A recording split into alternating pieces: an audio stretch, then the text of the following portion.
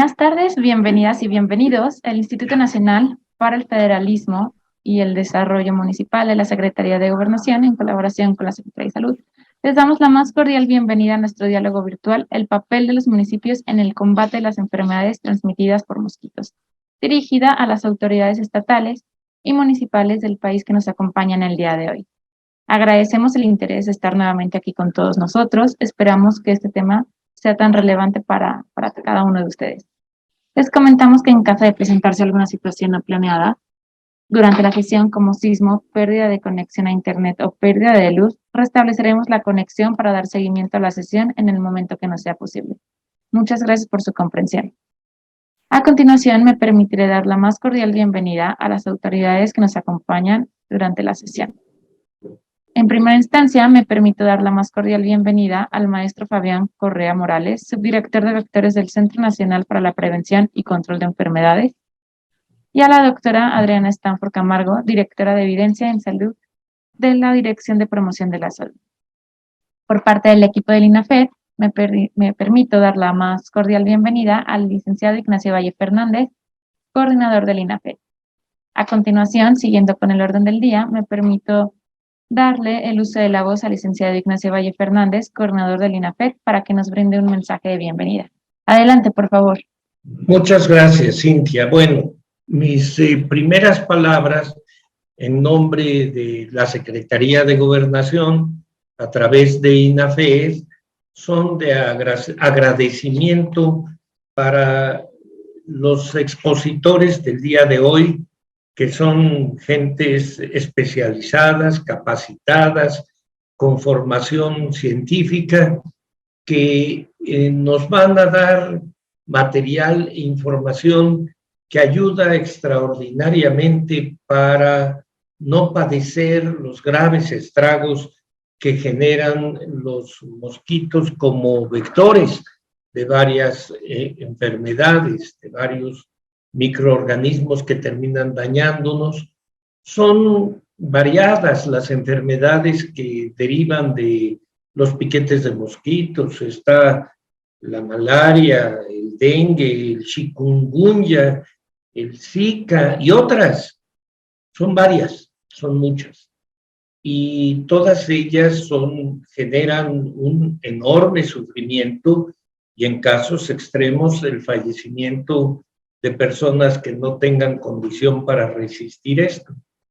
Este tipo de enfermedades ha acompañado a la humanidad hace mucho tiempo y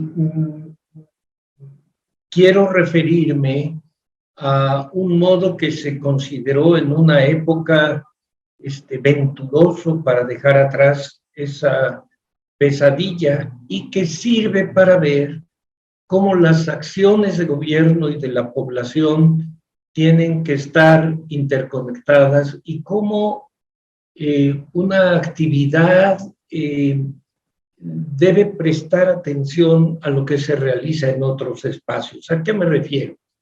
Miren ustedes, hace 1962, hace 60 años, hubo una mujer extraordinaria llamada Rachel Carson, que escribió un libro que en su época fue famosísimo, muy importante, que se llamó Primavera Silenciosa. ¿Y a qué estaba dedicado ese libro? ¿A qué estuvo dedicado? A señalar el peligro que para la salud y la producción de alimentos contaminados representaba la utilización de ciertos pesticidas, particularmente el DDT. Pero fíjense ustedes, el DDT, cuando fue creado, representó para su inventor o formulador, que fue un suizo, no recuerdo en este momento su nombre, recibió por esa invención el premio Nobel, ni más ni menos que de Fisiología y Medicina, porque se consideró un elemento muy efectivo para la erradicación de los mosquitos, ese pesticida. Bueno, pues esta mujer Eso fue en 48, recibió el premio Nobel. En 1962 escribió su libro Primavera Silenciosa. Fue un libro innovador de conservación del ambiente, de cuidado de la naturaleza, de ecología. Y, por supuesto, muchas compañías, o algunas poderosas compañías químicas, desataron una guerra terrible contra Rachel Carson. Pero la verdad termina por imponerse. Y el día de hoy, en la gran mayoría de los países, el DDT está prohibido. De invención de alguien que recibió el premio Nobel de Medicina, está prohibido. ¿Esto qué significa? Que podemos hacer muchas otras cosas, como lo dicen los propios cargos de las personas que hoy nos acompañan, como es el subdirector de vectores del Centro Nacional de Programas Preventivos. Es mucho lo que podemos hacer en la época de lluvias y sobre todo de calor. Y cuando digo calor, viene la correlación a que aludía anteriormente. ¿Quién de nosotros no ha oído hablar del calentamiento global? Pues todos. ¿Eso qué significa? Que la franja, digamos, ecuatoriana, tropical y subtropical del mundo, que es donde generalmente se da este fenómeno de los mosquitos, esa geografía tiende a modificarse y que zonas templadas se vayan viendo afectadas por un incremento de la temperatura. ¿Eso qué quiere decir? Que el ambiente propicio para los mosquitos puede crecer. Y quienes en ciertas zonas hemos creído estar a salvo de algunas de las enfermedades, en realidad estamos expuestos. ¿Por qué digo esto? Porque hay que poner atención en muchas cosas. Hace unos días inauguramos aquí en INAFED un curso sobre calentamiento global y lo que podemos hacer, cuidado del medio ambiente y, por supuesto, merece atención, igual que esto que es enormemente importante, de los mosquitos. Por eso, todos nuestros temas son importantes y yo invito a quienes hoy han tenido el acierto de asomarse a estas pantallas, que próximamente tendremos cursos sobre perspectiva de género desde la visión de la salud, cómo tener ciudades amigables para los adultos mayores y temas que tienen que ver con alimentación saludable y sostenida. Pero bueno, regresemos al tema de los mosquitos para escuchar a las sabias personas que el día de hoy habrán de ilustrarnos. Por su atención, muchas gracias. Agradecemos el mensaje por parte del licenciado Ignacio Valle Fernández, coordinador de la MFL. Sin más preámbulo y siguiendo con el orden del día, le cedo el uso de la voz al maestro Fabián Correa Morales, subdirector de vectores del Centro Nacional para la Prevención y Control de Enfermedades, para iniciar nuestra capacitación. Adelante, por favor.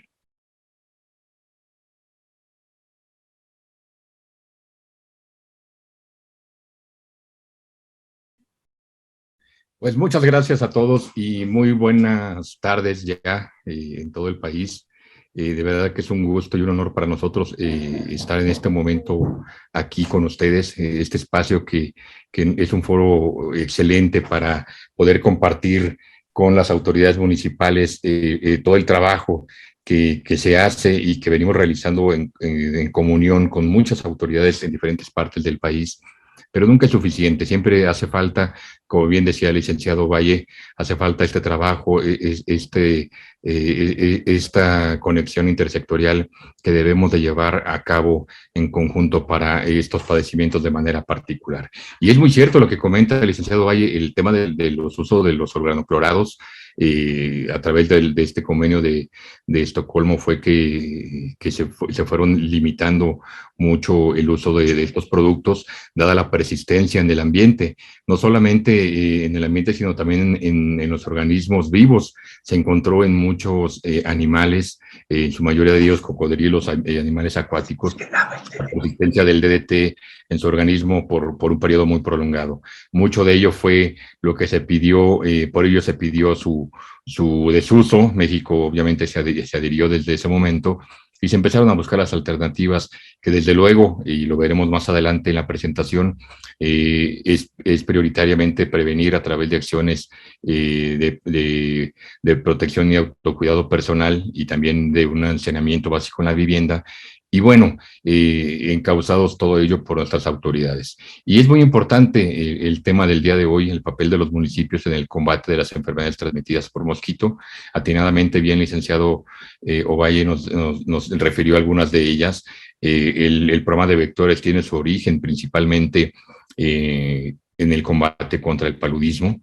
Este programa tiene más de 70 años, de 65 a 70 años de que se fundó esta Comisión Nacional para la Erradicación del Paludismo, y que hoy nuestro país está en vías de eliminación de este padecimiento, dado que, bueno, de acuerdo a lo que nos ha pedido la Organización Panamericana de la Salud, México debe de cumplir con una serie de requisitos que están bien estipulados, pero que es muy alcanzable. Entonces está previsto que para el 2025 México entre en esta fase de eliminación de este padecimiento. Pero bueno, vamos a hablar del que nos compete en este momento y que tiene que ver particularmente con las arbovirosis. Pero queremos hacer como el preámbulo del inicio de ello, hablar un poco de las enfermedades transmitidas por vectores, cómo se identifican, cómo nos lo define la Organización Panamericana de la Salud como un conjunto de padecimientos infecciosos que afectan principalmente a las poblaciones de menos recursos, más vulnerables, y con un acceso limitado a los servicios. También es cierto que no solamente a los servicios llamemos de drenaje y alcantarillado y agua, sino también un acceso limitado a los servicios de salud, dado las distancias que tienen que trasladarse para tener atención específica en estos centros de salud. Especialmente son aquellas que viven en áreas rurales, ya les mencionaba, y en barrios marginales que se encuentran en la periferia de las ciudades. Hablábamos ya del paludismo como preámbulo, porque el paludismo es un padecimiento rural, pero hoy el gran problema está concentrado en esas arbovirosis que específicamente se refieren al dengue, el Zika, chikungunya, y por ahí hoy veíamos, bueno, en estos días publicó la Organización Panamericana de la Salud también una actualización sobre la situación de la fiebre amarilla en el continente, y que bueno, quienes tienen ya mucha experiencia en esta vida, en este quehacer cotidiano, recordarán que hace tiempo el primer trabajo que se hizo en México para el control de Aedes aegypti, que es el vector transmisor del dengue, del Zika y chikungunya, se enfocó particularmente en la fiebre amarilla, pero la fiebre amarilla específicamente hacinada o confinada a las zonas rurales. Hoy en día, y la relevancia que tiene sobre estos tres padecimientos que les acabo de comentar, es que afecta de manera importante a grandes centros urbanos de las metrópolis mexicanas. Y bueno, aquí resaltamos las actividades que se tienen que hacer en cuanto a prevención y control, pero están relacionadas a lo que ya les platicábamos hace un momento, al acceso limitado a los servicios básicos, a toda esta población que no tiene agua constante y que tiene que estar almacenando recipientes de agua, y que bueno, particularmente al momento de no tener una barrera física,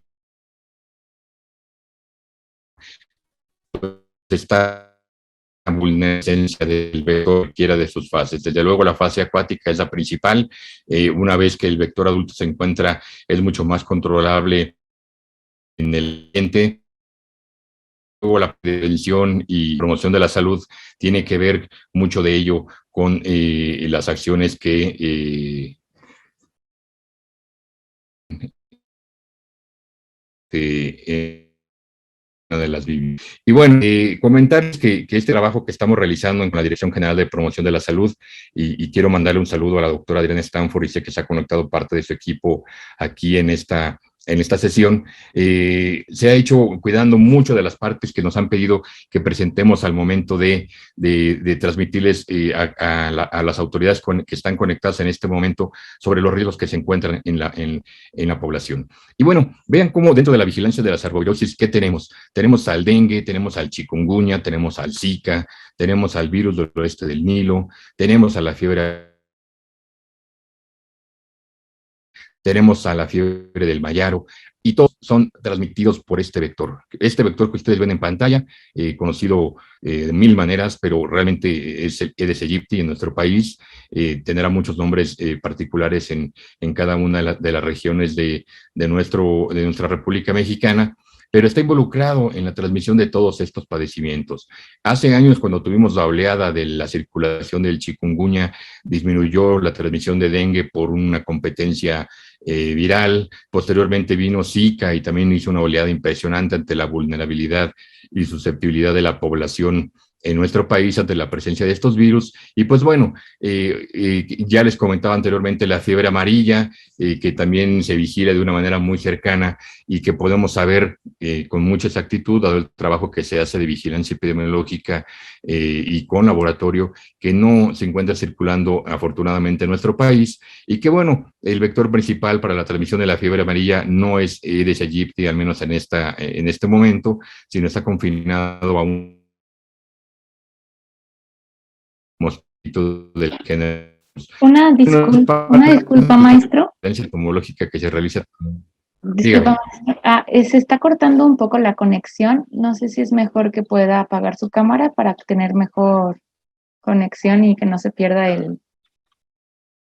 pues la voz. Listo, no sé. Adelante, por favor.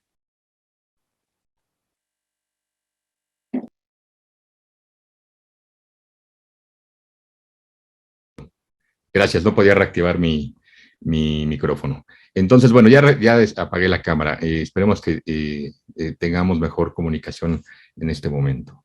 Entonces, miren, pues entramos de manera específica sobre qué es el dengue. Históricamente, el dengue entró en nuestro país al final de la década de los 70s. Obviamente no es un padecimiento que esté confinado al continente americano. Sin embargo, pues bueno, hay datos de que refieren su presencia desde un poco de tiempo antes, previo, en algunas otras latitudes continentales. Es una enfermedad que afecta a millones de personas de todas las edades. Particularmente los síntomas principales están vinculados con la fiebre. La verdad es que uno que ha cursado con un cuadro de dengue sí puede platicar de los síntomas que te lleva más de 3 a 5 días. Y pues bueno, es como si tuvieras un catarro muy fuerte, una fiebre acompañada de dolor retricular, dolor en los ojos, dolor en la cabeza muy fuerte, y bueno, los dolores en los músculos y las articulaciones. Eso es cuando es un dengue clásico, un dengue, bueno, anteriormente llamado dengue clásico o dengue no grave, pero bueno, la enfermedad puede progresar a formas graves de una manera muy considerable, y realmente aquí es donde está la parte del cursar. Hoy en día está circulando diferentes serotipos en el continente, y la realidad es que la circulación de uno o más serotipos pudiera desencadenar las formas graves de la enfermedad. El dengue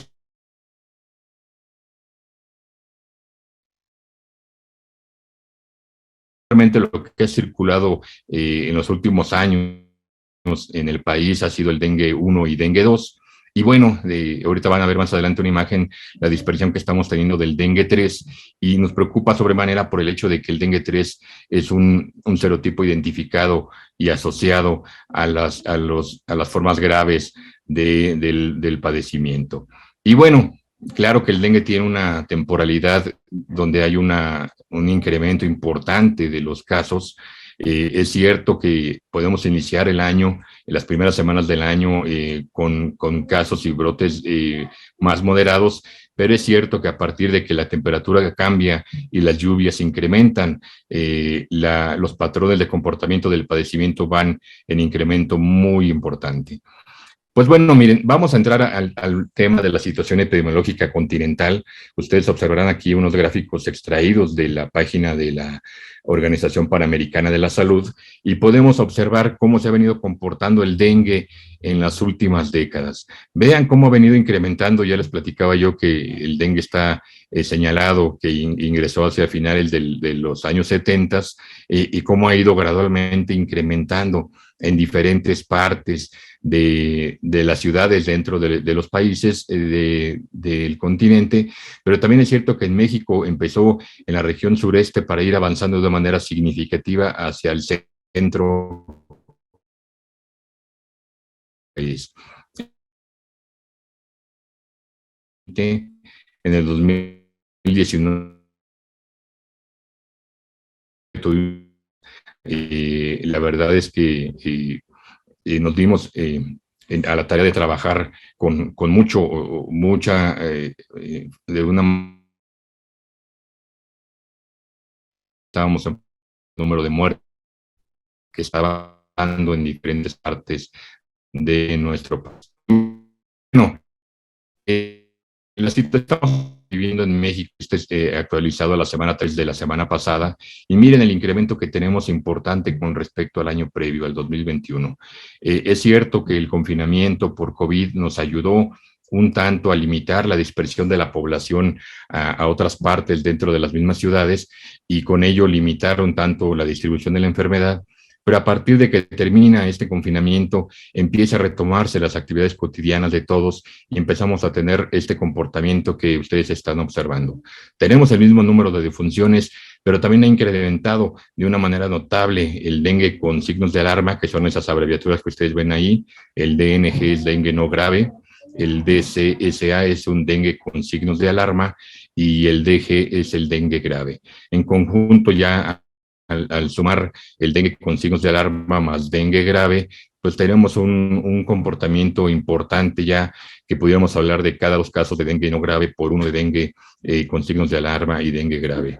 En verdad que estamos haciendo un trabajo muy fuerte, como ustedes observarán allí en el Estado de México, en Tabasco, en Veracruz, en Chiapas y en el Estado de Oaxaca. Y particularmente ahora estamos trabajando en el estado de Sonora, que ha incrementado también su transmisión a medida de que cambia la temperatura en estas áreas donde es muy inclemente el calor. A medida que va bajando la temperatura, empiezan a proliferar las poblaciones de mosquito y con ello la circulación viral en este tipo de ciudades. Aquí observarán, pues bueno, desmenuzado de una manera más general por entidad federativa, cómo se encuentra el país en este momento. Tenemos ahí al Estado de México, particularmente en la zona de Tejupilco, con una alta transmisión, área limítrofe con el estado de Guerrero, y también de ahí hay transmisión hacia el estado de Morelos, que bueno, nos preocupa por el ser una transmisión en la parte central de nuestro país, ante, bien lo mencionaba el licenciado Valle, ante el cambio climático que estamos viviendo y el riesgo de la presencia del vector de una manera más importante en la Ciudad de México. Observarán estos mapas que están en esta diapositiva. Vean, del lado izquierdo tenemos los casos confirmados por dengue. Cada uno de esos puntitos rojos son casos de dengue que están referenciados a través del estudio de caso que se levantan en los centros de salud, y observarán cómo el estado de Chiapas, el estado de Tabasco, y cómo gradualmente hacia la zona de Sinaloa y Sonora tiene una mayor transmisión. Pero ven aquí el centro del país, lo que les refería hace un momento, el Estado de México y también Guerrero y el Estado de Morelos están compartiendo transmisión de una manera muy importante. Del lado derecho observarán los 4 serotipos y cómo se están distribuyendo en este momento en el país. De manera importante predomina el serotipo 2, observarán de la región céntrica hacia el noroeste, el punto amarillo hace referencia al serotipo 2, que al momento de ingresar a nuevas áreas como la que estamos observando ahorita en Sinaloa y Sonora, nos va a generar algunas manifestaciones graves, dado que es la intromisión por primera vez de este serotipo después de un periodo de inmunidad estimado de 10 años, y que, bueno, al encontrar susceptibles a las poblaciones de estas áreas, pudieran estar generando algunos casos graves de este padecimiento. El punto verde es lo que yo les platicaba, hace referencia a este rombo verde al serotipo 3, que tiene su puerta de entrada por el estado de Chiapas. Todos sabemos que es la puerta de entrada para las rutas de nuestros hermanos migrantes, y que, bueno, vienen acompañados de algunos padecimientos que pudieran estar siendo detectados con anticipación en algunas de las personas que cursan por este puerto fronterizo, pero también es cierto que hay otros tantos que no se detectan, pero que pudieran ser picados por los mosquitos de las poblaciones que se encuentran silvestres en estas áreas, y con ello empezar a desencadenar la transmisión de la dispersión de estos serotipos en la región sureste de nuestro país. Y miren que esto que les platicamos ahorita es de relevancia, dado que este serotipo está asociado con dengues graves. Estas fiebres hemorrágicas que históricamente se han venido platicando o asociando con el dengue, están muy asociadas, muy diferenciadas con este serotipo 3 de dengue, que pudieran estarnos causando algunos brotes graves en esta región sureste del país. Pero no solamente ahí, vean ustedes los puntos verdes cómo han ido escalando de una manera importante con la movilidad de la población hacia el centro del país, aquí en el estado de Oaxaca, pero observen aquí el estado de Nuevo León y Coahuila también ya reportan la circulación de este serotipo. También ya está identificado en el estado de Michoacán, particularmente en Apatzingán, de tal manera que, bueno, el riesgo de la dispersión por la movilidad poblacional es muy importante. Por eso la relevancia que tiene de este trabajo comunitario con la población para el saneamiento básico de su vivienda es muy importante. Vean los componentes técnicos que integra una gestión integrada de acuerdo a lo que nos dicta la Organización Panamericana de la Salud, y que tiene que ver con una vigilancia epidemiológica realizada por la Dirección General de Vigilancia Epidemiológica en nuestro país y el área de epidemiología de cada una de las entidades federativas, una vigilancia entomológica y entomovirológica, un trabajo específico que hace el laboratorio para detectar con oportunidad la circulación viral en humanos y en mosquitos, el manejo clínico al paciente. Hace un momento culminamos una sesión con la Organización Panamericana de la Salud y con el estado de Sonora, precisamente por esta situación epidemiológica que están enfrentando en estos momentos y que requieren actualizar al personal médico clínico para brindarle una atención orientada a prevenir defunciones a los pacientes que cursan un dengue grave. La gestión al ambiente, que es donde tiene una gran relevancia el trabajo municipal y también de promoción de la salud, y desde luego la parte comunitaria, que tenemos que dejar muy en claro el papel que debe desempeñar la población bajo este esquema de trabajo. Y bueno, unicida. De hecho, la estrategia del programa es dejar hacia último, ¿no?, el uso, preparando siempre la manera crederos a través del control físico, o bien usar algunos métodos biológicos para ello. La vacuna, se han estado trabajando con diferentes marcas de diferentes laboratorios para prepararse ante el uso de alguna vacuna que pudiera ser efectiva para los 4 serotipos, porque de nada nos sirve que haya una vacuna que pudiera ser útil para prevenir o ser eficaz para 2 serotipos si se queda el riesgo todavía presente del 50% del resto de la epidemia. Y pues bueno, con base en todo ello, nosotros lo que venimos es a planear, a tomar decisiones basadas en evidencia. Desde luego, lo importante que lleva a ello es la reducción de la incidencia, una vez que se nota que se interrumpe la transmisión de la enfermedad, y que, bueno, nos va a llevar con ello a disminuir las poblaciones de mosquito y con ello control del riesgo entomológico.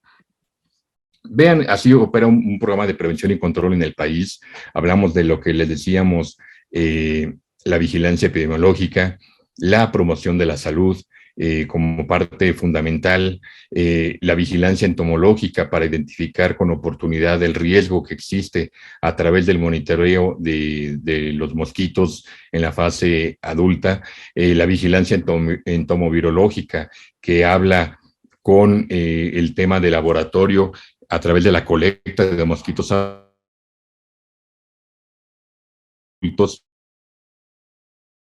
a través del peso tempranamente en la población. Hablamos de control larvario, hablamos de eliminación de criaderos dentro de la vivienda, y es cierto que usamos la parte química cuando la gente tiene que almacenar agua de una manera importante en estos grandes recipientes que se tienen dentro de las viviendas. Hablamos de piletas, de tinacos, de tambos, y ustedes les vendrá a la mente seguramente lo que aconteció recientemente en Nuevo León, que ante la falta de agua que se tuvo por esta disminución de la fuente de alimento de las presas, se tuvo que almacenar agua a través de la dotación de este valioso de este valioso líquido con las pipas. De tal manera que, bueno, ello nos conlleva vigilar todo el trabajo con la presencia del vector y trabajar de una manera organizada hacia un control larvario efectivo y, desde luego, el control de adultos.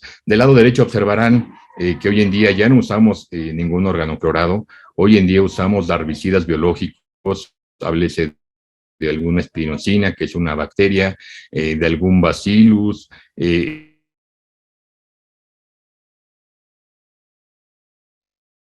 reguladores de crecimiento, como el novalum, piriproxifeno, destinados a áreas de transmisión. Tenemos un brote activo y lo que hacemos de manera pronta es tratar de disminuir las poblaciones de mosquitos y activar, desde luego, la eliminación de criaderos masiva para poder limitar el número de criaderos potenciales que tenemos dentro de las viviendas. Y bueno, otro trabajo que se hace, y no solamente para mosquitos, es el uso de insecticidas carbamatos dentro de la vivienda para un rociado residual efectivo y una nebulización ambiental a través del uso de algunos otros productos como los organofosforados.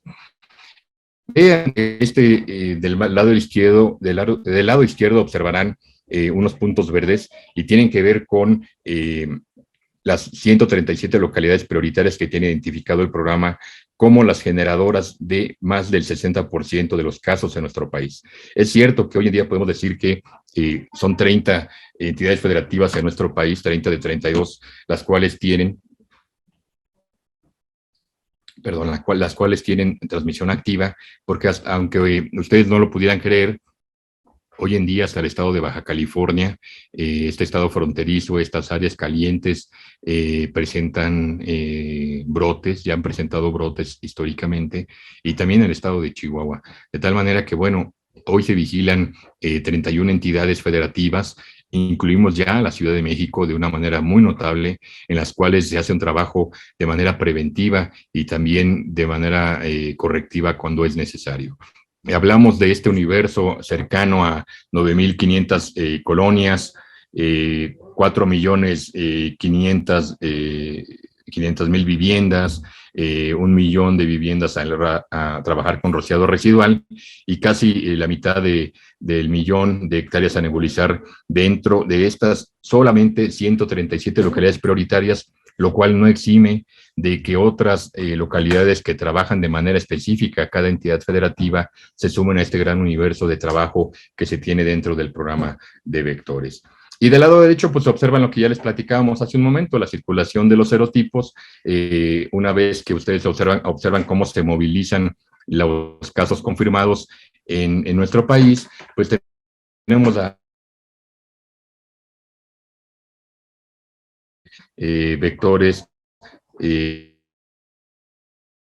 Es importante el considerar el riesgo de lo que pudiese estar presentándose en algunas áreas de manera particular. Tenemos un sistema en línea, un sistema que nos permite tener en tiempo real las actividades del programa, y no solamente trabajamos arbovirosis, también trabajamos el subsistema de paludismo, también trabajamos chagas, también trabajamos leishmaniasis, también trabajamos ahora intoxicación por picaduras de alacranes, por algunas arañas, algunas mordeduras de araña y también ya mordeduras de serpientes. De tal manera que, bueno, el trabajo que hacemos y que tiene que ver con el saneamiento básico de la vivienda es muy amplio, no solamente tiene que ver con el prevenir el dengue o las arbovirosis, sino también otros padecimientos asociados a estas enfermedades transmitidas por vector.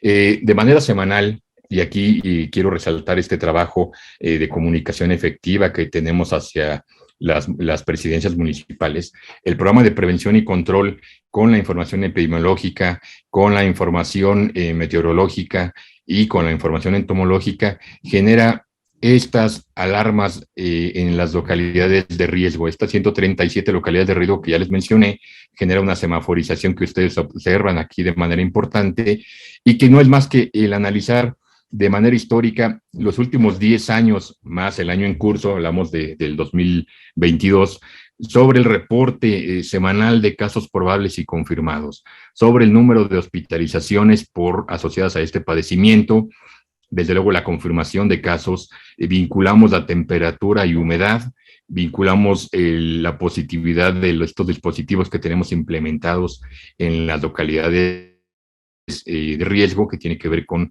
las ovitrampas y con ello medimos los huevos por manzana. Ustedes observan en esta gráfica que aparecen del lado derecho en letras rojas y letras verdes que estos esquemas.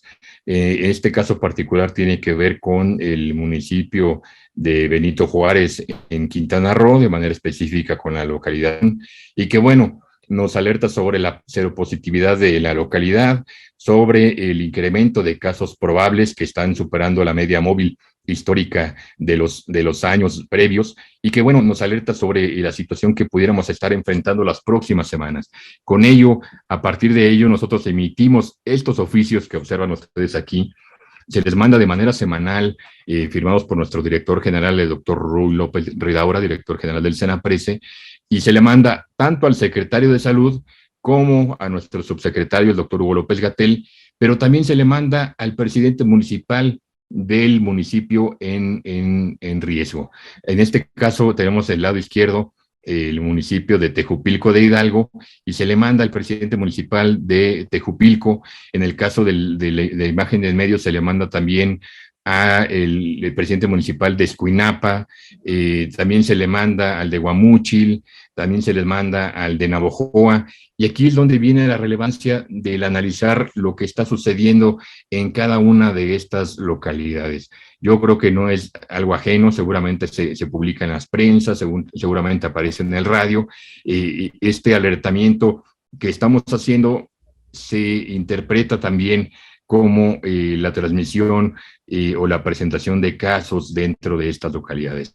De tal manera que nosotros les avisamos con oportunidad, les decimos qué está sucediendo y siempre este tipo de alertas se tienen que interpretar como la posibilidad de cursar un brote de dengue en las próximas semanas. Y cuando hablamos de las próximas semanas nos hacemos referencia a las siguientes 2 semanas, 3 semanas por mucho, en el cual ya se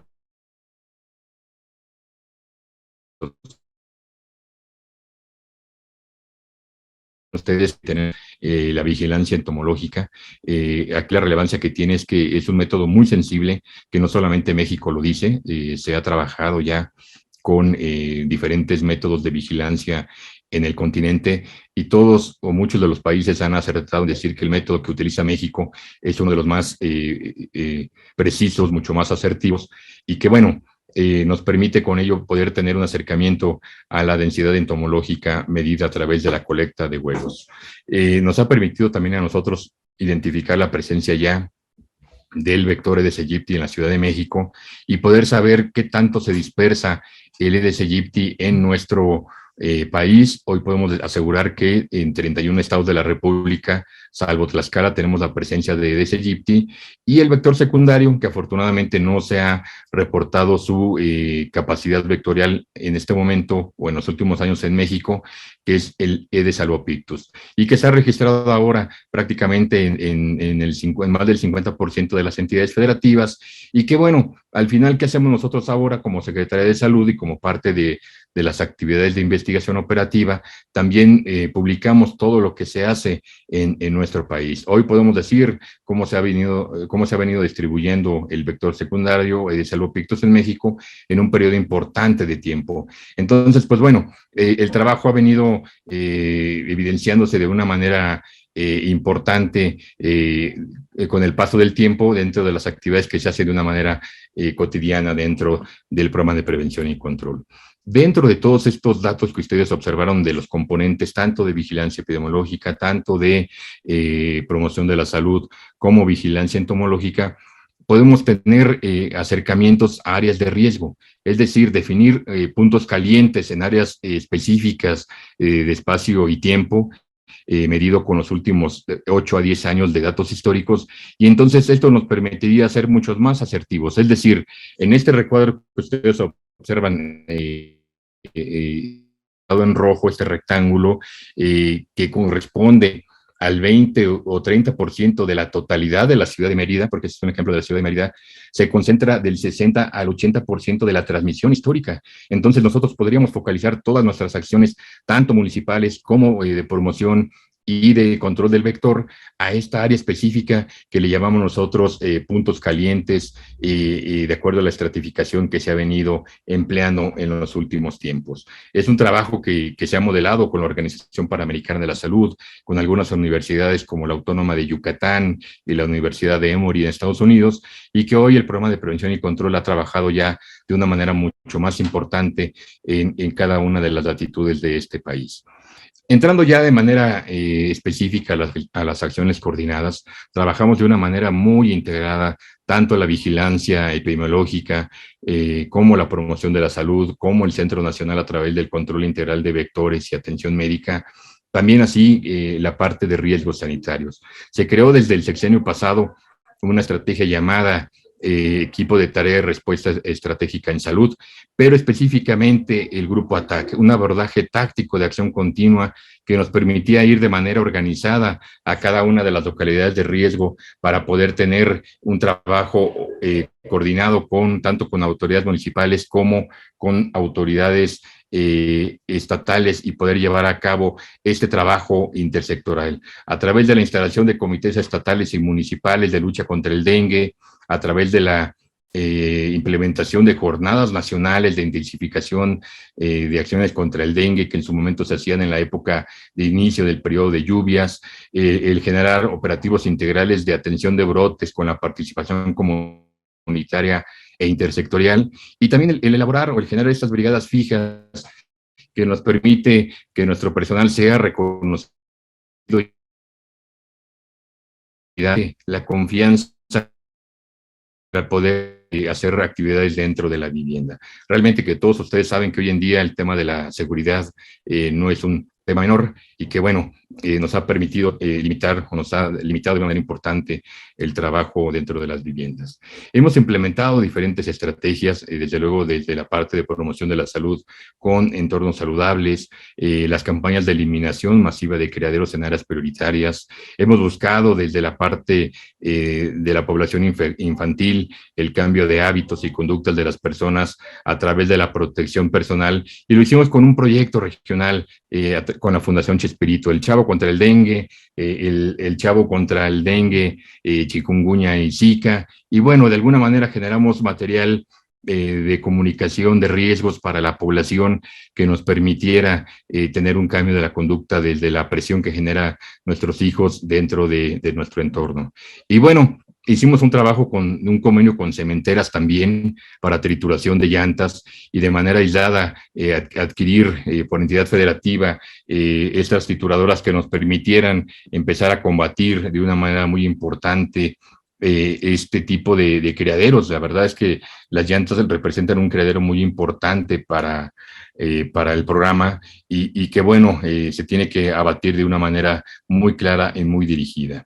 Aquí observan cómo cronológicamente fuimos avanzando sobre las campañas que ya les mencionaba previamente con la Fundación Chespirito. 2014 hicimos una campaña en el estado de Quintana Roo, posteriormente avanzamos hacia el estado de Guerrero, después buscamos hacer una campaña comunicativa a nivel nacional, usando a otros personajes que también estaban muy identificados a nivel nacional como de manera regional. Y bueno, luego en conjunto con la OPS buscamos hacer una campaña de comunicación educativa en México y en la región de las Américas. Ustedes sabrán o habrán escuchado alguna vez o habrán leído que, bueno, estos personajes del Chavo están muy bien posicionados tanto en Centro como en Sudamérica, de tal forma que, pues bueno, se querían emular este tipo de estrategias de comunicación de riesgo y de cambio conductual en la región de las Américas, tomando el modelo de México. Algo que nos ha sugerido la Organización Panamericana de la Salud a través de la interacción de las CTVs o del programa de las CTVs en México para el manejo integral del vector a través de las diferentes colaboraciones, es decir, a través del logro de objetivos y metas, a través de la contratación, de la coordinación, de la cooperación y de la colaboración. Realmente que se ha buscado modelar de una manera importante diferentes componentes para llevar a cabo una integración interinstitucional en salud pública que nos permita tener una cooperación y colaboración efectiva. Todo como ello, y sabemos, y todos ustedes están claros seguramente de esto, que se requiere voluntad política y desde luego el tener una participación importante del gobierno, en este momento hablamos del gobierno municipal, pero también el gobierno estatal. Es importante que haya una línea de mando que permita repartir jerarquías con base en cada una de estas necesidades que se tienen que ver entre las organizaciones para un trabajo organizado. El control de EDES no solamente es de la Secretaría de Salud, muchas veces se ha señalado de una manera muy clara que el que existan mosquitos en la calle es porque la Secretaría de Salud no hace su trabajo, pero realmente aquí es un trabajo de toda la población, tanto población, hablando de la comunidad, tanto de la autoridad municipal, así como de los gobiernos que integran o de las entidades gubernamentales que integran el sector salud, que no solamente hablamos de la Secretaría de Salud. Aquí participa un conjunto de organizaciones que deberían de tener un control efectivo de estos padecimientos. Y pues bueno, aquí podemos citar otros ejemplos, tales como malaria, tales como Chagas, y nuevamente retomar el tema de la educación para la salud y desde luego la salud ambiental. Desde un enfoque multisectorial, tendríamos que estar trabajando de una manera muy organizada para sentar las bases y replicarlo en cada una de nuestras áreas de riesgo.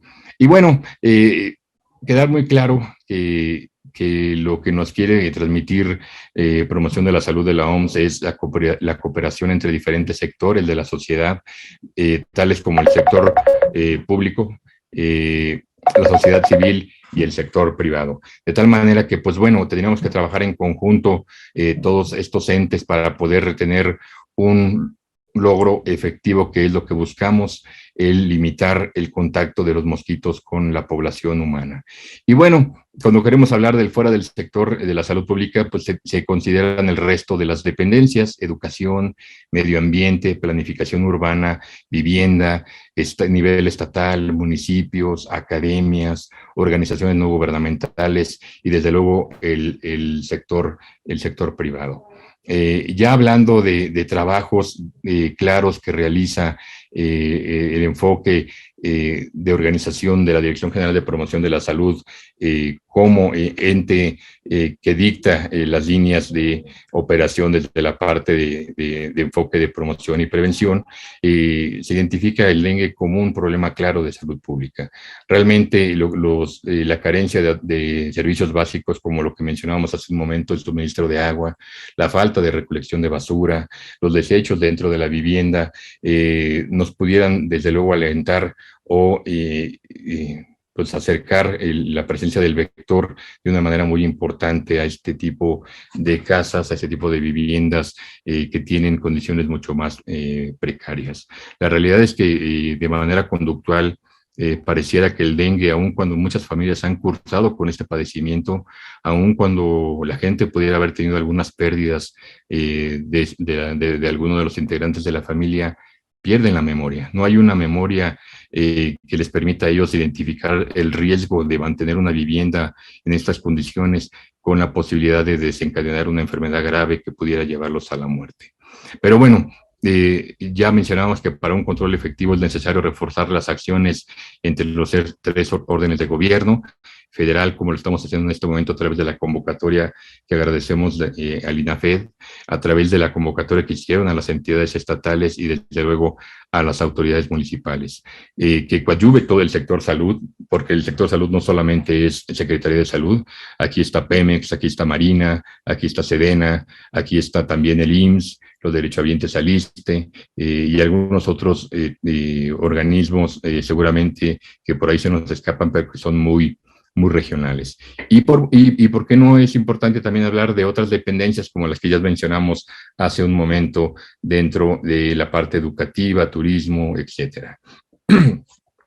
Otras de las acciones que hemos venido realizando con la parte de promoción de la salud y con los presidentes municipales es la Red Estatal de Municipios por la Salud. Se ha hecho un trabajo importante de difusión de materiales de promoción, de información de riesgos que se presentan en las viviendas y que bueno, que se busca que cada vez sea mucho más accesible, de un lenguaje fácil de comprender, sin tecnicismos, algo que pudiera ser digerible para el resto de la población y que no simplemente lo vean como un folleto que esté lleno de letras, sino al contrario, que sea un material de divulgación que pudiera servirles para sensibilizarlos un poco para hacer estas labores preventivas dentro de la vivienda. En algún momento, y bueno, desafortunadamente se ha dejado de realizar ya, había unos proyectos de comunidades saludables muy interesantes que se realizaban en cada uno de los municipios, sobre todo estos municipios de riesgo en las áreas con transmisión permanente, unos trabajos muy buenos que eran premiados por la Dirección General de Promoción de la Salud y que bueno, seguramente buscaríamos retomar a través de alguna iniciativa municipal para llevar a cabo estos proyectos de comunidades saludables y con ello limitar el riesgo de enfermar de la población.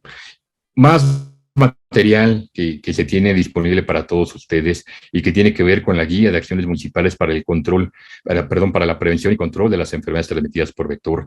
Esta guía para autoridades municipales en salud en el marco de una gestión territorial, acciones anticipatorias para prevenir las arbovirosis, mensajeros de la salud que se han difundido ampliamente a través de los medios de comunicación, hoy a través de las redes sociales. La realidad es que hemos buscado transmitirles el riesgo de enfermarse por estos padecimientos para poder tener una población mucho más sana.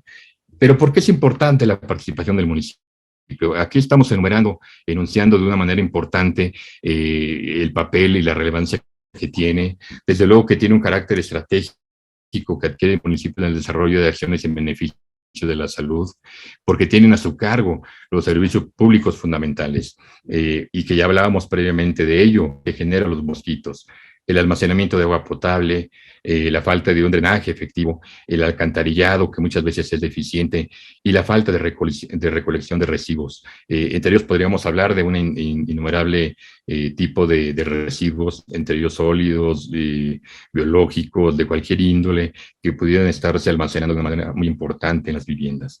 La verdad es que sí necesitamos retomar estos comités municipales de participación importante tanto del sector salud como del municipio para promover las políticas públicas que permitan tener una comunidad saludable a nivel local. El retomar el que se hizo en algunos momentos, y hay algunos ejemplos que van a ver más adelante, el sancionar por tirar basura en la calle, el sancionar por tener terrenos baldíos que no se encuentran en condiciones favorables, es decir, que tienen maleza, material de vegetación crecido y que ello permite la proliferación o el resguardo de los mosquitos muy continuos a la vivienda. El crear normas municipales regulatorias de la recolección y eliminación de la basura, el crear algunos otros documentos regulatorios que permitan educar a la población en medida de que el riesgo por estos padecimientos y algunos otros incrementan dentro de nuestras localidades. No voy a leerles todo esto tiene que ver con lo que ya platicamos previamente y que habla de los comités municipales y las acciones que se tienen que hacer al interior de ellos, el considerar, elaborar bandos de buen gobierno y reglamentar las actividades que contribuyan a las acciones para la prevención y control del dengue y las otras arbovirosis, el considerar las sanciones correspondientes. De verdad que a veces decimos que no es necesario, pero sí se ha vuelto. Hoy en día vean lo que se ha hecho en la educación vial.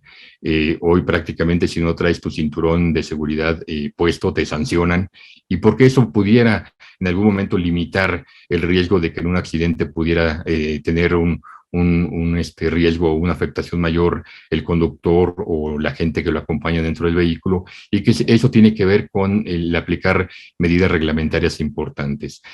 Apoyar en medida de lo posible el uso de barreras físicas para las viviendas, hablamos de mosquiteros, de pabellones, y con ello limitar un tanto la exposición a la presencia del mosquito. Limpiezas de pozos o otros depósitos de agua de gran volumen que se encuentran de manera pública y que pudieran ser de gran utilidad tanto al municipio como a la localidad, pero que requieren tener su mantenimiento y su cuidado permanente. Y bueno, ya les mencionábamos estas áreas públicas, estos terrenos baldíos, estos panteones, estos parques, estos mercados que de una manera importante tienen que cuidarse al interior de una localidad. Y miren, aquí adelante vamos a ver algunos ejemplos de acciones anticipatorias de material de divulgación que ya mencionábamos anteriormente, pero vamos a ver algunos otros ejemplos también que se tienen que hacer para el autocuidado personal. Ya decíamos el mantener la casa limpia y libre de criaderos, vestir ropa que en medida de lo posible disminuya la exposición del cuerpo a los piquetes del mosquito, utilizar ya sean repelentes naturales o sintéticos, utilizar barreras físicas en puertas y ventanas, y lo más importante, la no automedicación. Lo más importante es el difundir que acuda a la población a demandar atención a los centros de salud para no automedicarse, que pudiera incrementar un riesgo de un padecimiento mayor. Y miren este ejemplo que les presentamos aquí, que tiene que ver con control de criaderos de los mosquitos Aedes aegypti en los patios de las casas de Mérida. Ustedes ven esas fotos del lado derecho y de una manera muy notable se puede identificar el número de criaderos que pudieran estar proliferando los mosquitos dentro de las viviendas. Y hay otros ejemplos que también tienen que ver con cómo vamos a enfocar las actividades en campo. Y miren esto, se generó esta estrategia en Mérida y es un ejemplo que queremos platicarles que fue muy exitoso y que se llama Recicla por tu bienestar. Es un ejemplo de lo que se ha hecho particularmente en la ciudad de Mérida, en el cual a la población le daban víveres a cambio de llevar toda esta serie de criaderos que afectan de una manera muy notable la salud de la población, pero que a cambio se ven recompensados. Se les otorga a ellos estos víveres o algunos otros insumos para la vivienda que pudieran estar motivando a la población a participar en la eliminación de los criaderos. La realidad es que pudieran ustedes observar los resultados de lo que se tiene, de lo que se ha tenido en este programa allá en la ciudad de Mérida y en algunas otras áreas contiguas. Y realmente nosotros ahora como programa de prevención y control queremos explorar un tanto el poder escalar este tipo de modelos de implementación de participación de la comunidad a través de la eliminación masiva de criaderos, pero también incentivar en la población su participación a través de que ellos pudieran tener algunos beneficios que pudieran a ellos incitarlos a que lo sigan realizando. Algunos otros modelos de investigación operativa que hemos venido realizando, tales como el uso de estas barreras físicas, el uso de mallas mosquiteras, y por último, pues platicaros un poco esto de las leyes que se realizan en algunas entidades federativas, algunas leyes municipales, pero que vean cómo se colabora aquí en conjunto tanto la academia como el gobierno. Aquí observarán que se resaltan tanto la Secretaría de Salud, la Secretaría de Desarrollo Urbano y Medio Ambiente, pero también la academia. Ahí está la Universidad de Yucatán, ahí está el Centro de Investigación Científica, todo con la finalidad de tener un consejo interinstitucional para la prevención y control de las enfermedades transmitidas por mosquitos. Porque ya les decíamos, es cierto que que el objetivo de esta presentación del día de hoy tiene que ver con el dengue, pero también es cierto que tenemos otros padecimientos que ya les enumeramos hace un momento y que de verdad afecta de una manera importante la salud de toda nuestra población. Y bueno, con ello terminamos nuestra participación. La realidad es que queríamos no saturarlos con tantos ejemplos. Lo que sí queríamos dejarles en claro a ustedes que es importante el colaborar, el trabajar de una manera organizada, tanto gobierno como sector educativo, así como la parte cuando hablo de gobierno me refiero a municipio y gobierno estatal, el sector salud y también la parte educativa, para que con ello activemos a la población y en conjunto podamos tener buenos resultados. Al final lo que buscamos es tener una población sana, una población que pudiera estar un poco más alejada de este tipo de padecimientos que ya les dijimos tienen sus condicionantes ambientales, sus determinantes importantes también que pudieran ser estructurales o también económicas. Les agradezco mucho su atención y la oportunidad que nos dieron para poderles platicarles un poco de lo que se hace en el trabajo de las acciones de prevención y control en contra de las enfermedades transmitidas por mosquitos. Muchas gracias y estoy al pendiente si tienen algún comentario o alguna pregunta. Agradecemos la presentación por parte del maestro Fabián Correa Morales, subdirector de vectores del Centro Nacional para la Prevención y Control de Enfermedades. A continuación, me gustaría ceder el uso de la voz al licenciado Ernesto Rodríguez Sainz, quien es director de descentralización del INAFET. Adelante, por favor. Gracias, Cintia, muy amable. Pues primero que nada agradecerte, maestro Fabián Correa Morales. A ver si pudieses ahora sí prender tu cámara, ya que no estás transmitiendo, para que todos te conozcamos nuevamente y sobre todo te agradezcamos por esta gran exposición que acabas de hacer, subdirector de vectores del Centro Nacional de Programas Preventivos y Control de Enfermedades. Este es un órgano concentrado de la Secretaría de Salud, Fabián. Sin duda alguna, tienen ahí pues una posición muy estratégica para esta labor que están haciendo en materia de prevención y control de enfermedades.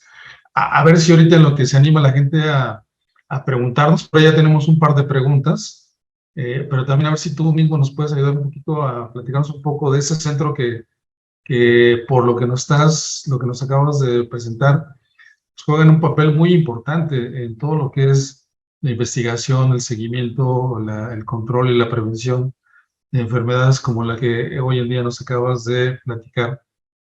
Fíjate, también te iba a preguntar, pero ya vi al final, hace mucho tiempo escuché la palabra descacharrización.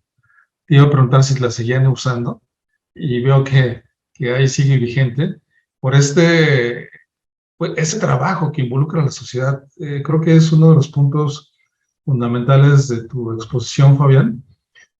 Si bien hay toda una labor estratégica y de política pública por parte de los órganos, de los organismos públicos, del gobierno en general, también ese papel que tú resaltabas de los ciudadanos, de la academia y de otros sectores, pues tiene que ser fundamental para poder tener una labor más eficaz en este combate a los vectores y a las enfermedades que esos transmiten.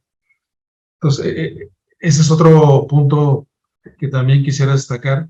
Y fíjate cómo fue tan fluida tu intervención, que cuando hablabas ya de la colaboración fundamental que tienen que hacer los municipios, no sé ustedes, amigas, amigos, pero fue tan claro, tan directo, tan básico lo que Fabián nos comentaba en cuanto a lo fundamental, a lo que hemos señalado acá en la FED de nuestros diálogos, estos papeles básicos que le corresponden al gobierno municipal. Acá resaltamos el tema de servicios públicos y ya Fabián nos hablaba de la importancia, por ejemplo, de la prestación de agua potable, de la recolección de residuos y en el otro ámbito, pues esta contribución que realiza el municipio en las campañas que justamente tienen que ver con esta limpieza, recolección de residuos y demás. Oye, Fabián, también me llamó mucho la atención esto que comentabas.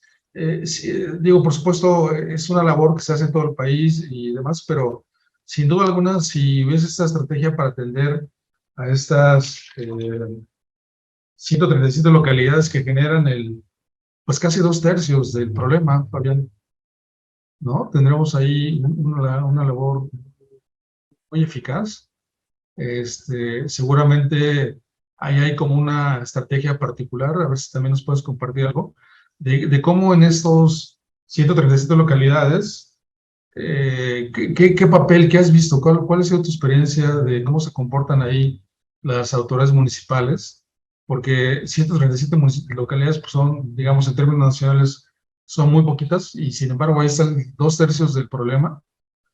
Tal vez ahí haya una estrategia diferenciada, Fabián. No sé si sobre eso también nos puedas comentar algo más adelante. Y pues también cuando comentabas estas cosas de los comités municipales, por supuesto están los comités municipales de lucha contra el dengue, por supuesto está la labor que se tiene que hacer con las jurisdicciones sanitarias, con las escuelas, con los padres de familia, ¿no? Esto que comentabas al final, Yucatán es por alguna razón, es un modelo, tú dirías que es un modelo a seguir, Fabián, es donde has visto más colaboración, ha habido más vinculación con los gobiernos municipales, o es simplemente porque ahí es donde hay más sentido el problema en este campo, ¿no? Y creo que por ahí hay un par de preguntas, pero no sé si ahorita lo que se animan nuestras amigas, amigos a preguntar, te devolvemos la voz y mientras Cintia nos va a ir checando las otras preguntas que puedan haber. Claro que sí, muchas gracias. Perdón, es que no podía contestar porque estaba cerrado mi micrófono, pero ya me hicieron el favor de activarlo. Sí, miren, el Senapred parte de lo que era medicina preventiva aquí en la Secretaría de Salud. Gradualmente se le fueron agregando todos estos programas preventivos. En algún momento llegamos a hacer la versión del CDC mexicano, cuando nos llamábamos Senabese. Éramos el Centro Nacional de Vigilancia Epidemiológica y Control de Enfermedades. Entonces, este Centro Nacional integraba tanto la Dirección General de Epidemiología como el laboratorio, pero también agregaba a todos estos programas preventivos que incluye tanto vectores como zoonosis, micobacteriosis, salud bucal, hoy cardiometabólicas, que antes era el adulto y el anciano. También tenemos por aquí a envejecimiento. Entonces son un sinnúmero de padecimientos que no solamente somos normativos, nos toca desde la parte federal ser normativos, ser quien dicta todos los lineamientos para la operación misma de estos programas de salud pública. Pero también un eje que nos compete a nosotros es la investigación operativa. ¿Qué de lo que estamos haciendo que modelamos como estrategias de intervención pudieran ser útiles o cuáles no? También es válido reconocer. De tal manera que en conjunto con las entidades federativas, y aquí resaltamos un tanto el trabajo de Yucatán, porque ahí nos han modelado cómo trabaja gobierno con la academia. Ahí hay un trabajo muy importante de la Universidad de Yucatán con todas sus ramas de Lidia Yonoguchi, otras instituciones más ligadas la Universidad Autónoma de Yucatán, modelan ciertas estrategias operativas que escalan en la entidad federativa. Es decir, este ejemplo que les mencionamos por el Recicla por tu Bienestar fue un modelo realizado o propuesto por la Universidad Autónoma de Yucatán y que fue implementado tanto por la Secretaría de Salud como por el municipio de Mérida, y gradualmente se fueron sumando otros municipios en medida que la Secretaría de Salud lo tomó también como bandera estratégica de trabajo comunitario, de tal manera que sí, ha funcionado como un modelo. Nosotros a la par en este momento, Senapred, vemos con muy buenos ojos y como un aliado estratégico la Universidad Autónoma de Yucatán para hacer algunos modelos operativos precisamente para la prevención y control de las CTBs, porque se hace mucho trabajo en campo. Ahí tanto la academia como el gobierno vinculan fuerzas y sin pelearse por el protagonismo, hay un trabajo muy bien organizado. En estas 137 localidades tenemos ya este modelo que yo les presentaba de la Organización Panamericana de la Salud y que tiene que ver con una gestión integrada. Es decir, desde el trabajo de la promoción de la salud, con toda esta comunicación de riesgos, con todas estas medidas básicas preventivas en la vivienda y en la persona, hasta la parte de vigilancia epidemiológica, vigilancia por laboratorio, y enfocándolo también en un trabajo con los comités de salud municipal. Antes se pensaba que pudiéramos crear comités casi para cada padecimiento, pero no. Realmente hay un comité municipal de la salud, el cual puede sesionar en algún momento para dengue, en algún momento que pudiese ser el caso para COVID, en algún otro momento otro padecimiento, como queramos llamarle, de los que han surgido últimamente en nuestro país, pero que cuando hay esta situación de voluntades políticas, que ya lo decíamos, y cuando hablamos de voluntades políticas no hacemos referencia a ningún color ni ningún estandarte partidario, sino hablamos de estos trabajos, de esta política, de esta generación de lineamientos en conjunto, tanto del sector salud como del gobierno, podemos lograr grandes avances y grandes acuerdos. La verdad es que tenemos muchos ejemplos en el norte del país. Hablemos, por ejemplo, ahora de Nuevo León.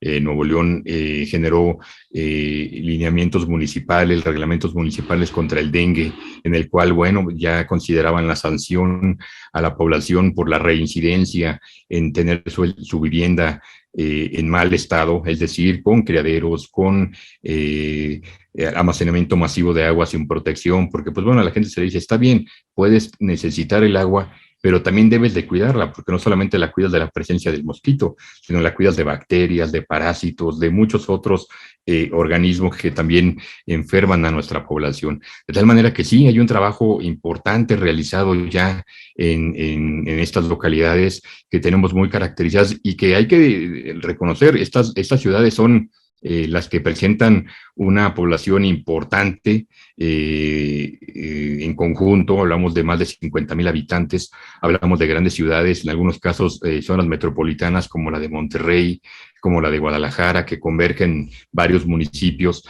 y que al final de cuentas se tiene convenio con esta parte de la población con el municipio. Entonces sí hay un trabajo efectivo, importante, y por ahí veía un comentario de gente de Zacatecas que comentaba que aun cuando no tienen áreas de riesgo, pues Zacatecas ha presentado brotes en algunos sitios, ¿no? No en los últimos años, no es tan constante, pero tiene vecinos que sí son altamente productores de pacientes con este tipo de arbovirosis, y que de verdad, pues esta movilidad poblacional no lo vamos a poder detener nunca, ¿no? Ya sea comercial, vacacional, bueno, de turismo, la gente se mueve, ya sea ver a la familia, al hijo, a quien se tenga que mover, pero hay esta dispersión del padecimiento, de tal manera que, pues bueno, este riesgo siempre va a existir. Lo importante es que se disminuyan las poblaciones de mosquito, que son nuestro objetivo principal para el poder limitar el padecimiento. Gracias, Fabián, muy amable. Oye, y fíjate qué bueno que hace ese comentario que nos lo puso nuestro amigo Mario Martínez del CEPLADEMUS Zacatecas, porque justamente nos lleva como otra idea muy interesante, Fabián, que el mosquito no es territorial, ¿no? O sea, el mosquito no existe o deja de existir únicamente en un municipio, ¿sí? Sino que pues hay acciones, bueno, el mosquito pues existe en varias partes, y por ende la necesidad de inclusive hacer acciones de carácter intermunicipal. Fabián, no sé si esto también te parece a ti interesante, cuando varios municipios de una zona geográfica han compartido la acción, por ejemplo, para llevar a cabo alguna acción de combate hacia los mosquitos. Creo que también esa parte es importante resaltar, el carácter de la acción intermunicipal. También mencionabas algo que reitero y coincido plenamente contigo. La voluntad tiene que ver con la acción de la principal autoridad local, la presidenta municipal o el presidente municipal, que abandere, que empuje, que eche por delante todo este tipo de iniciativas. Ahí es cuando tienen mucha mucho éxito, muchas probabilidades de tener éxito. Cuando el presidente municipal o la presidenta municipal se hace de lado, ahí ya perdimos terreno en el combate a ese tipo de situaciones, Fabián. Y también comentamos algunos otros aspectos que son importantes. Ahorita mi compañera Cintia Trejo tiene por ahí identificadas un par de preguntas. Adelante, Cintia, si eres tan amable. Y lo vinculamos ahorita con otro par de comentarios que están surgiendo. Muchísimas gracias. Claro que sí. La primera pregunta es por parte de Roxy Campos vía Facebook, que dice así: gracias por la información. Mi pregunta es, ¿los insecticidas de venta comercial funcionan para combatir el mosco y cuál marca es la mejor? Y voy a dar lectura a la segunda pregunta comentaria, que dice así: buen día, ¿usted me puede proporcionar el contacto de las empresas trituradoras de llantas? Me interesa tener acercamiento. Gracias por las preguntas. La primera, sí, les estaba dando una repasada aquí en el chat y veía precisamente la pregunta de Roxy. Y mira, Roxy, nosotros hicimos una evaluación aquí en la Secretaría de Salud a nivel federal, coordina insectarios y de investigación operativa en las entidades federativas. Hicimos un ejercicio aquí en el estado de Morelos, precisamente evaluando los insecticidas comerciales con poblaciones específicas de mosquitos del estado de Morelos. Fueron interesantes los resultados. La verdad es que, contrario a lo que pudiéramos pensar, dado el uso indiscriminado, porque también hay que decirlo bajo esa descripción, los insecticidas que usamos en la vivienda tampoco están controlados, porque hay un método de aplicación. Si leemos el instructivo que trae al reverso el recipiente, dice cómo hay que aplicarlo, porque hay insecticidas para insectos rastreros, pero también hay insecticida para insectos voladores. De tal manera que, pues bueno, primero hay que elegir cuál es el objetivo que tenemos en mente. Tanto el aplicar a insectos voladores o bien rastreros. Por rastreros podemos hablar de cucarachas, podemos hablar de chinches, podemos hablar de algún otro tipo de insecto que son completamente rastreros, y rastreros son los que trepan las paredes. Y ya hablamos del término de voladores, pues están todos los mosquitos, ¿no? El primer punto es esta selección que debes de identificar. La aplicación tiene que ser espacial completamente cuando hablamos, y no tiene que ser hacia abajo, ¿no? La aplicación de un aerosol va de arriba hacia abajo. Entonces, ¿por qué platicamos esto? Porque también tiene mucho que ver en la eficacia del producto, cómo lo estamos aplicando. Entonces, pues bueno, lo que nosotros al final de cuentas te queremos decir es que hemos probado diversos insecticidas. Para nosotros fue bueno en los resultados estos de casa y jardín, que son a base de un piretroide. Entonces, ¿son efectivos? Definitivamente sí. La realidad es que aunque nosotros quisiéramos hacer siempre un saneamiento básico de la vivienda, y por más que tú pudieras tener tu casa muy limpia, pues no puedes controlar al vecino de al lado, del lado derecho, del lado izquierdo, o al del frente o al de atrás, ¿no? El mosco tiene una dispersión de rango de vuelo de alrededor de 100 metros. Aún con el viento a favor, pues hay quienes han encontrado a un mosquito marcado en alrededor de 1 kilómetro, pero pues ya que hablamos de condiciones, de condiciones ya favorables para el vector. De tal manera que, pues bueno, esto es la respuesta que nosotros te daríamos. Yo te sugeriría sí, seleccionar el insecticida que tú necesitarás con base en el tipo de insecto que vas a combatir, y desde luego gracias por ponernos ahí el artículo. Es exactamente, gracias Mike. Ese es el artículo que se trabajó tanto con Mike como con Casa ya en Morelos, y que bueno, ahí pueden tener el resultado a la pregunta que nos solicitaron. Con respecto a las trituradoras, mira, ese es más un tema local. Nosotros en algún momento, de manera específica por entidad federativa, buscamos tener acercamiento con las cementeras. Las cementeras son quienes en algún momento te reciben las llantas, tanto para trituración como para quemarlas, y les sirve para la combustión, de tal manera que este esfuerzo es mucho más específicamente de las áreas que tienen esta necesidad, ¿no? No hay un contacto federal que yo te pudiera compartir para ello, pero sí a través de los municipios se puede tener este acercamiento con las cementeras, o a través de planes de manejo que la misma Semarnat o la misma riesgo sanitario pudiera tener con este tipo de dependencias. Muchísimas gracias, maestro, por su respuesta. Y voy a dar lectura a una última pregunta, también por parte de Roxy Campos, que dice así: ¿las mascotas como perros y gatos pueden ser contagiadas por los mosquitos? Pues no, Roxy, no tenemos nosotros reportes ni tampoco reportes bibliográficos que hagan referencia de que por algún tipo de padecimiento de mosquitos pudiera transmitirle a los perros. La realidad es que los perros están más cercanos al tema de las garrapatas, ¿no? Es un tema importante en diferentes partes del país, el que los perros son portadores y de diferentes tipos de garrapatas, pero específicamente enfocadas al tema de la rickettsiosis. Ahí yo creo que siempre hemos dicho que el perro es un integrante más de la familia. El perro no es una mascota que hay que dejar deambulando todo el tiempo sin cuidado alguno. Hay que darle su saneamiento básico también, el cuidado que conlleva el eliminarle garrapatas. Y también hay algunos ejemplos de contacto de la mosquita Luxomia con los perros para la transmisión de la leishmaniasis. Entonces, ya si lo enfocamos de manera específica con los mosquitos, tanto de paludismo como de las arbovirosis, no, la respuesta es no, pero ya te cité algunos otros ejemplos donde sí pudiera ser también el vector portador de alguno de los padecimientos que te mencionamos anteriormente. Por ahí me faltó seguramente también Chagas. La realidad es que pues son padecimientos que son tanto del peridomicilio como ya al interior de la vivienda por la aportación misma de este tipo de organismos. Muchas gracias por la respuesta y desea el uso de la voz, Ernesto.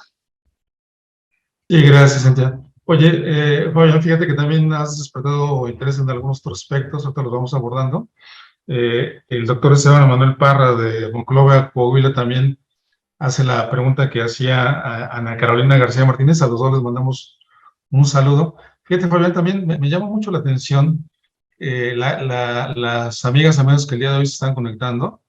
Por lo general tenemos ya identificadas algunas personas, pero hoy eh,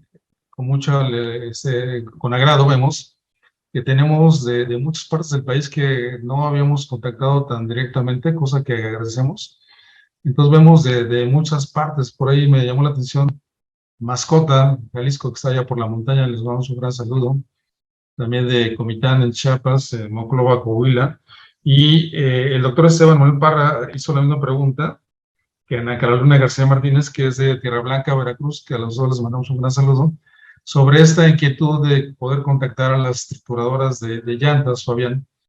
Y bueno, pues ya ahí comentabas que pues tal vez si pueden buscar algún contacto en sus propios municipios, quizás en otras áreas municipales también haya ya algún avance en la materia. Esa puede ser otra opción. Y déjame preguntarte también, porque han llegado otras preguntas. Fíjate, por ejemplo, bueno, entre preguntas y comentarios, Alonso Chacón de Parral, Chiapas, dice que es muy necesaria la fumigación por vectores casa por casa para erradicar mosquitos. Y Edgar González, que dice que vive en una zona costera, a ver si nos identificas en dónde es, Edgar. Nada más nos dice que es una zona pesquera y turística, donde tienen problemas con los botes o lanchas. ¿Qué recomendación tendrían en este asunto? No, en Tampico, es en Tampico Alto, Veracruz. A ver si ¿qué problema tienen? O no sé si tú, Fabián, identificas el problema que puede haber con las lanchas. Perdón, A lo mejor ocurre lo mismo que con las llantas, ¿no? Así es, esto es muy similar, así como cuando dejan carros abandonados y que se convierten en criaderos. Eso pasa con las lanchas, lo mismo. Cuando las lanchas entran en desuso y son abandonadas, empiezan a almacenar agua y con ello empiezan a proliferar los mosquitos. Aquí es un trabajo íntegramente coordinado, tanto como con el dueño de la lancha, como con la comunidad que los coordina de una manera organizada. Aquí, lejos de pensar inmediatamente en aplicarles un herbicida, tendríamos que buscar un método de control físico, ya sea de resguardo, de barrera física, que pudiera limitar el que esté tan expuesto al agua. Ya si no se puede limitar esta exposición, sí pensar en hacer un trabajo permanente o más cotidiano de la limpieza de las lanchas, porque este trabajo se volvería cíclico si nos enfocamos solamente en la aplicación de un herbicida. Por eso aquí hablamos de este trabajo organizado que se podría hacer o que se tiene que hacer, y esto también va encaminado hacia la respuesta que nos dice, perdón, de la pregunta que nos hace el doctor Esteban con respecto al reciclaje de las llantas. Aquí el esfuerzo tendríamos que buscar el contacto directo con nuestro responsable estatal de vectores para que haya una coordinación dirigida completamente en el Estado y que él a su vez buscara el contacto, pero que se hiciera de una manera organizada y colectiva. Es decir, vamos a dar un paso, lo vamos a dar juntos, vamos a hacer esta actividad de intervención, pero la vamos a hacer juntos, y no solamente por el momento, tiene que ser mucho más permanente, dado que pues el problema no se termina con hacerlo el día de hoy, si para lo sucesivo, en una semana, en 2 semanas o en un mes, vuelve a suceder la misma situación. Entonces, esto tendría que ser una actividad constante. Yo les puedo compartir, licenciado, el directorio de mis responsables estatales, donde viene su correo electrónico y su número telefónico, para que pudiera haber este contacto directo del interés municipal o estatal con ellos, para que pudieran hacer una actividad organizada. Yo entiendo lo que nos dicen y va enfocado a lo que les decía, les platicaba yo al principio de la presentación, que a la Secretaría de Salud nos ven como pues, los fumigadores, los que eliminamos siempre la basura, pero pues aquí es un trabajo que por ello estamos convocándolos a que hagamos un trabajo juntos, a que en conjunto vayamos mostrándole a la población que lo hacemos de manera organizada, pero también le hacemos parte del problema. No solamente el matar el mosquito en la casa, sino también hacer la parte de que debe de eliminar la fuente de proliferación o de producción de los mosquitos. Entonces, ese es un trabajo que tenemos que hacer en conjunto, sí, y seguramente donde tengamos que meter insecticidas después de hacer la eliminación masiva de criaderos, después de combatir todo este tipo de recipientes, llámese como se llame, porque a lo mejor la lancha la podemos identificar nosotros en la parte entomológica como un diverso grande, permanente, entonces termina siendo al final de cuentas un criadero. Entonces el riesgo es inminente, pero también las acciones tienen que ser permanentes, de una manera sostenida, pero organizada. Sí, nosotros intervenimos, sin duda, no huimos al trabajo, pero vamos juntos, vamos poniendo, vamos dando el paso juntos y seguramente vamos a lograr muchos mejores resultados que trabajando de manera aislada. Sí, sin duda alguna. Y sí te vamos a agradecer, Fabián, si pones el directorio, porque justamente eso sin duda alguna lo haría la doctora Adriana Stanford Camargo, a quien le mandamos un gran saludo desde el INAFED. La doctora Adriana Stanford Camargo, directora de Evidencia en Salud, de la Dirección General de Promoción de Salud, es pues el artífice, digamos, de esta serie de conversaciones que hemos logrado con el sector salud. Hoy está en su agenda en otra circunstancia, pero sin duda alguna ella apoyaría mucho esta labor de difundir, porque luego también es otra situación, Fabián, un poco la dificultad que tienen las autoridades municipales para contactar, para identificar, para saber quién es la autoridad a la cual pueden dirigirse, en dónde hay un contacto que les pueda asesorar, en dónde hay un domicilio al cual puedan acudir, ya sea para gestionar alguna acción, para conseguir información, algún folleto, o simplemente para acceder a información como esa que tú nos estás brindando. Entonces, la verdad es que es muy apreciado que nos puedas poner en el chat este directorio, y por supuesto nosotros lo vamos a compartir con todos los amigos y amigas que nos están acompañando, al igual que la presentación que nos ha hecho el día de hoy el maestro Fabián Correa Morales, su director de vectores del CENAPRES, el Centro Nacional de Programas Preventivos y Control de Enfermedades. Fabián, ¿alguna otra idea que tú quisieras resaltar antes de ir cerrando esta charla tan interesante? Pues no, yo solamente recalcar esta necesidad de trabajo multisectorial y convocar a todos los actores que tienen responsabilidad, y no cuando hablamos de responsabilidad es asignarle específicamente una actividad, sino hacerlos responsables en el coto de control que ellos tienen. Hablemos de la parte educativa, de la parte turística, de los restauranteros, de los dueños de lanchas, de todo este tipo de gente que de alguna manera tiene algún riesgo de proliferación, de presencia del vector, y yo creo que de una manera notable podría participar y coadyuvar con un granito de arena para tener estas acciones de mitigación y de solución del problema. Es a lo que nosotros abocaríamos el trabajo organizado y desde luego coordinado, si es así y es correcto, por el municipio en el cual nosotros coadyuvaríamos. Fíjate, este diálogo, Fabián, se llamó el papel de los municipios en el combate de las enfermedades. Quizás, además de eso, deberíamos ir el papel de todos nosotros, por este último comentario que acabas de hacer, el papel de la autoridad pública, el papel de todos los actores comerciales, industriales, turísticos, de nosotros en nuestra casa, de los padres de familia, de los directores de las escuelas, ¿no? De las autoridades de las clínicas, en comunidades, de las cooperativas, por ejemplo, de las cooperativas pesqueras, con el caso que nos comentó nuestro amigo de Veracruz. Sin duda alguna, pues hay un papel que cumplir, Fabián, y ese papel es diferente, pero nos involucra a todos, ¿no? Así es. Oye, Fabián, pues qué gran trabajo están haciendo ahí en el Senaprece. Les apreciamos que te hayas hecho un espacio en tu agenda para poder compartir con nosotros este diálogo, el papel de los municipios en el combate de las enfermedades transmitidas por los mosquitos, y pues darte las gracias en nombre del Secretario de Gobernación, en nombre del Instituto Nacional para el Federalismo del Desarrollo Municipal, de nuestras autoridades, del licenciado Ignacio Valle Fernández, que es el coordinador del INAFED, de todas mis compañeras y compañeros, y sin duda alguna de todas las amigas y amigas que el día de hoy se conectaron para escucharte. Agradecerte en nombre de todos, pues que nos hayas hecho este espacio en tu agenda para poder intercambiar información.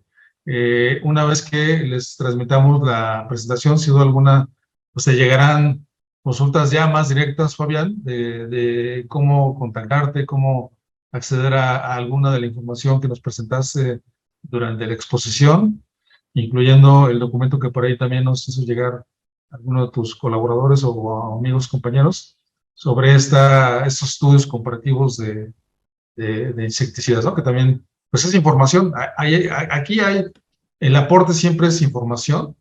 Ahora, pues lo importante es echar manos a la obra, amigas, amigos, y no me resta más que agradecerles en nombre del INAFED, de mis compañeras y compañeros que nos hayan acompañado. Y pues a Fabián también agradecerle, a la doctora Adriana Sanford, agradecerle su gran colaboración, el gran trabajo que estamos realizando con ellos. Este es el cuarto de 7 diálogos, Fabián, y que vamos a tener la compañía de otros expertos como tú. Amigas, amigos, pues los invitamos el siguiente, el martes 4 de octubre. Fíjense qué tema tan relevante, Fabián. La perspectiva de género desde la visión de salud. Y luego hablaremos de las ciudades amigables con los adultos mayores para terminar con un gran tema, alimentación saludable y sostenible, para cerrar el año con el sector salud, con la Secretaría de Salud, en estos diálogos por la salud. Gracias, Fabián, muy amable. Gracias a ustedes. Entonces, que tengan una gran tarde y gracias por su atención y su espacio en la agenda. Nos vemos en la próxima. Muchas gracias. Hasta luego.